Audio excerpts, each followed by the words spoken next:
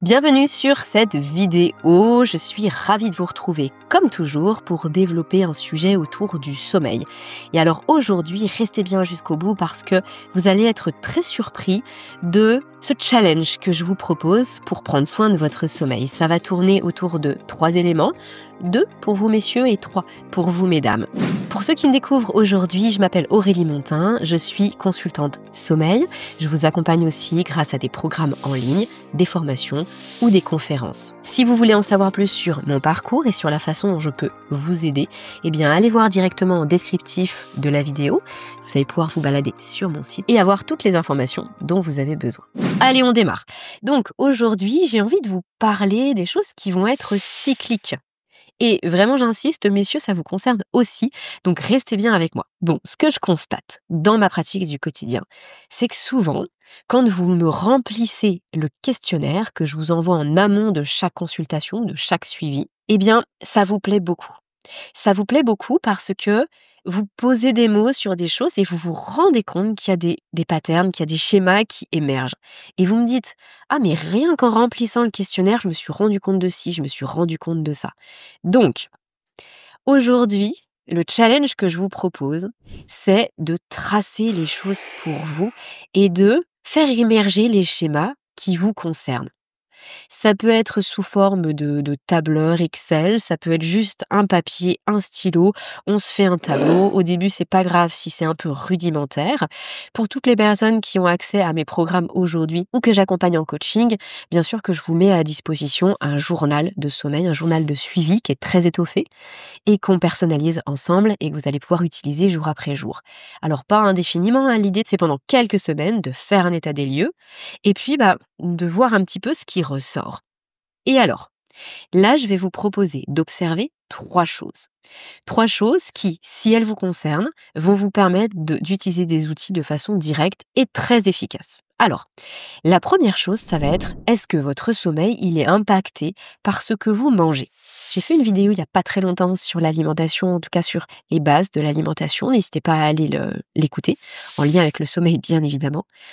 Là, ce que je vous invite à faire, c'est de façon plus globale, d'observer si, en fonction de ce que vous mangez, votre sommeil, il est plus ou moins comme ci ou plus ou moins comme ça. Est-ce que vous vous endormez mieux? Est-ce que vous avez des réveils nocturnes? Est-ce que vous avez l'impression d'avoir un sommeil plus récupérateur? Bref, on note, on trace. Alors, c'est pas toujours évident pour l'alimentation de noter ça, de repérer les cycles, pour la simple et bonne raison que pour la majorité d'entre nous, on a à peu près la même chose dans notre quotidien.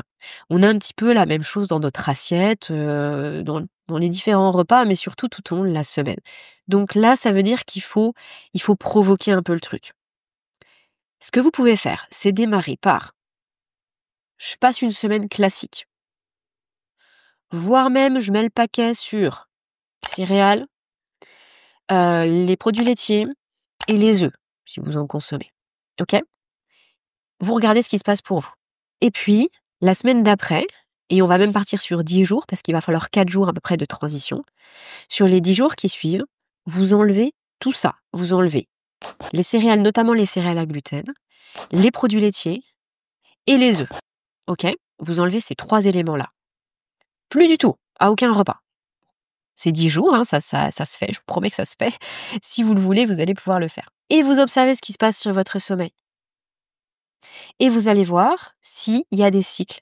Ah oui, en ce moment, je mange pas mal de ça. Alors, si vous mangez par exemple en fonction des saisons. Ah ouais, moi je me rends compte qu'en hiver, je mange beaucoup de courges, beaucoup de pommes de terre, beaucoup de choux, et en fait, ça me réussit pas. Par contre, en été, dès que je suis sur des légumes, des poivrons, des concombres, ah, ça me réussit super bien. Ou alors quand je mange beaucoup de cru, ça me réussit pas. Par contre, dès que je mange plus cuit, là, ça va mieux. Là, je mangeais pas beaucoup de viande. Là, en ce moment, on cuisine beaucoup de viande, beaucoup de poisson. J'ai l'impression que je dors mieux. Repérez ces cycles-là. Parce que votre alimentation, elle vient soutenir de façon directe votre sommeil ou l'entraver. Ça marche dans les 2 sens. Mais pour ça, il faut observer. Donc là, ce que je vous ai dit pour les œufs, les produits laitiers, les céréales, c'est parce que ce sont les produits qui souvent posent le plus de problèmes. Voilà, de façon empirique, c'est vraiment ce dont on se rend compte. OK. Le deuxième élément, ça va être, là pour le coup, pour vous mesdames, de repérer ce qui se passe au niveau de votre cycle menstruel. Parce que votre sommeil, il va différer en fonction de la période du cycle dans laquelle vous êtes. Donc peut-être que vous allez avoir un meilleur sommeil juste au moment des menstruations, peut-être que vous allez avoir un moins bon sommeil une semaine avant, peut-être que vous allez mieux dormir une semaine après. Repérez-le.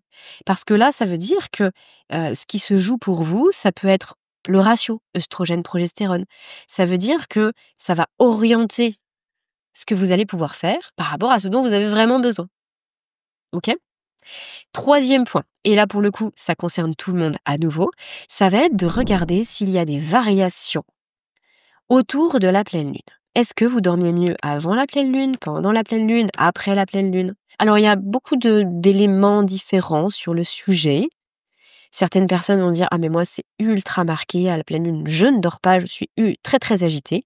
D'autres personnes vont dire: «Oh là là, ton truc, Aurélie, là c'est complètement ésotérique, pour moi ça va trop loin, j'y crois pas du tout». Bon, prenez ce qu'il y a à prendre. Certes, il n'y a pas d'études très spécifiques, en tout cas à ma connaissance, qui ont été menées sur le sujet et qui viennent donner des éléments très probants. Il y a quelques études qui ont été menées sur l'impact de la pleine lune, effectivement, qui semblent montrer que, de façon globale, on dort peut-être un peu moins, on s'endort peut-être un peu plus tard, mais comparé à ce que les gens peuvent rapporter, voilà, de façon encore une fois empirique, on est dans 2 poids, 2 mesures.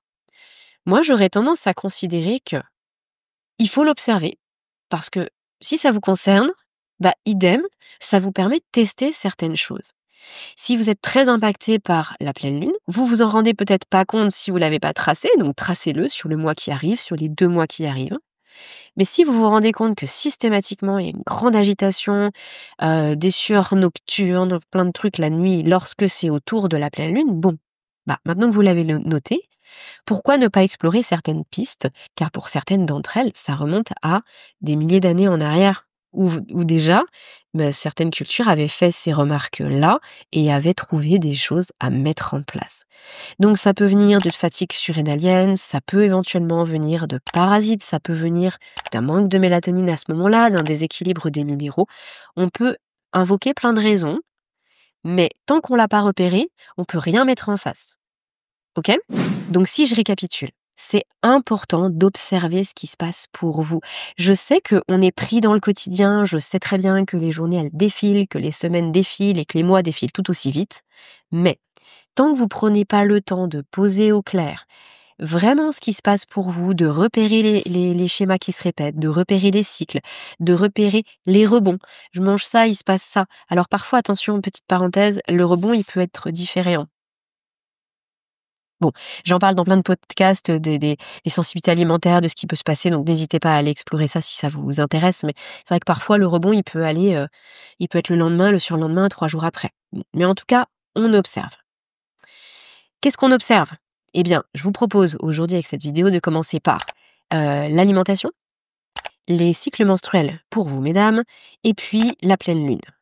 Est-ce que ça joue sur votre sommeil? Est-ce que ça a un impact? Et bien sûr, pour les tests et pour les choses que vous allez mettre en place, c'est pareil. J'entends par là, il faut tracer, il faut noter, parce que sinon vous pouvez pas vous rendre compte de ce qui fonctionne. Le nombre de personnes qui me disent: «Ah bah j'ai commencé ça, puis en fait 3 jours après j'ai arrêté, puis après j'ai fait ça, puis après j'ai fait ça». Mais du coup qu'est-ce qui fonctionnait pour vous? Bah en fait je sais pas trop, je ressentais rien, bah ouais, mais là, c'est trop court pour tester 3 jours. Donc, vous allez prendre le temps, vous allez tester les choses sur plusieurs semaines et noter. J'ai commencé ça à tel moment, j'ai été régulière et là, on est 3 semaines après, voilà ce qui se passe pour moi. D'accord?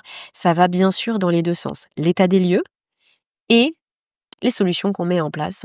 On observe, ce qui nous permet après de réajuster, d'être fiers de nous, de savoir où on va, de voir ce qui marche, et puis de reproduire, et puis pas d'enlever quelque chose qui finalement portait ses fruits. Si ces sujets vous intéressent, que ce soit les cycles menstruels, l'alimentation, la pleine lune, mettez-le moi dans les commentaires. Dites-moi ce qui est important pour vous, ce que vous souhaiteriez que je développe. Et si je vois qu'il y a beaucoup de commentaires, si je vois qu'il y a beaucoup de personnes qui veulent tel ou tel sujet, je me ferai un plaisir de développer ces sujets-là beaucoup plus en détail. Parce qu'il y a beaucoup de choses à dire. Il y a beaucoup de choses à dire et il y a plein de choses à expérimenter. Bon, d'ailleurs, si vous voulez d'autres conseils pour expérimenter, pour aller plus loin, eh bien, allez directement sur l'espace Info Sommeil. Vous avez le lien en description, vous rentrez votre prénom, votre adresse mail, c'est gratuit, profitez-en. Et puis, vous allez accéder à cet espace où il y a plein de conseils, d'outils, de choses en fonction de votre situation. Vous tapez votre situation, je suis trop stressée, j'angoisse, vous mettez en mots-clés ce que vous souhaitez et vous allez voir les fiches mémo, des audios aussi qui correspondent à votre situation et qui vont vous aider. Moi, je vous dis à tout de suite pour une prochaine vidéo.